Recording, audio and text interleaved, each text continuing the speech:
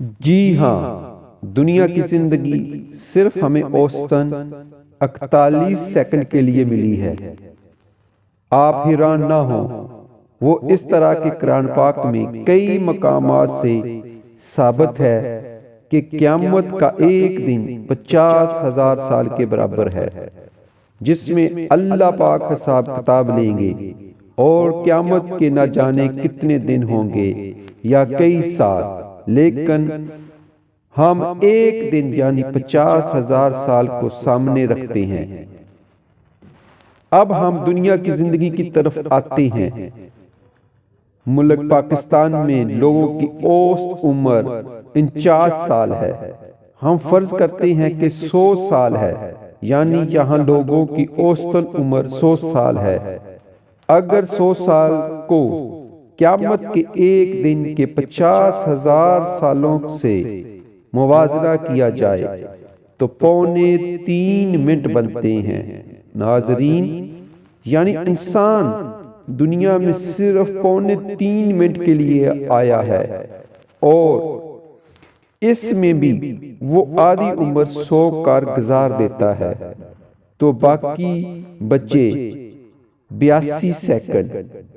82 second کے لیے ہم دنیا میں آئے ہیں۔ یہ تب ہے جب ہم نے اوسط عمر 100 سال فرض کی تھی۔ آئیے ہم اصل اوسط عمر یعنی 49 سال کو 50 سال کر کے قیامت کے ایک دن سے موازنہ کرتے ہیں، اور اس میں سے سونے کی آدھی عمر گزار دیں تو باقی 41 سیکنڈ بچتے ہیں۔ 82 سیکنڈ کے آدھے بنتے ہیں 41 سیکنڈ۔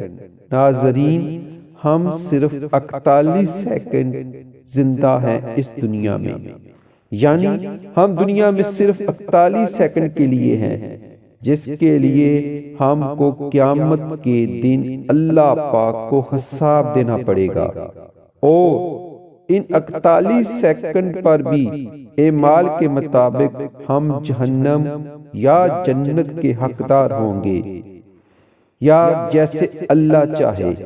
یعنی ہم میں کل زندگی قیامت کے ایک دن کے لحاظ سے 1/2 منٹ کے لیے ملی ہے، یعنی 82 سیکنڈ، اور آدھی عمر ہم 100 کر گزارتے ہیں۔ نکال دیں تو باقی ہمارے پاس صرف اور صرف 41 سیکنڈ بچتے ہیں۔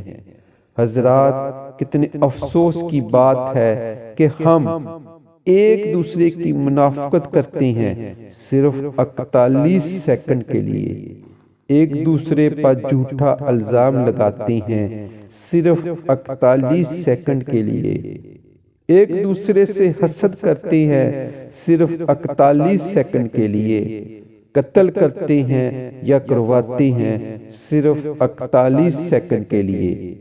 سب جانتے ہیں ہم نے مرنا ہے، موت کی حقیقت بھی جانتے ہیں کہ آپ اس کا حساب دیں گے۔ ملک الموت یعنی موت کے فرشتے کے نظر آنے سے شروع ہو جاتا ہے، اس کے بعد قبر میں حساب کتاب، پھر قیامت میں حساب کتاب۔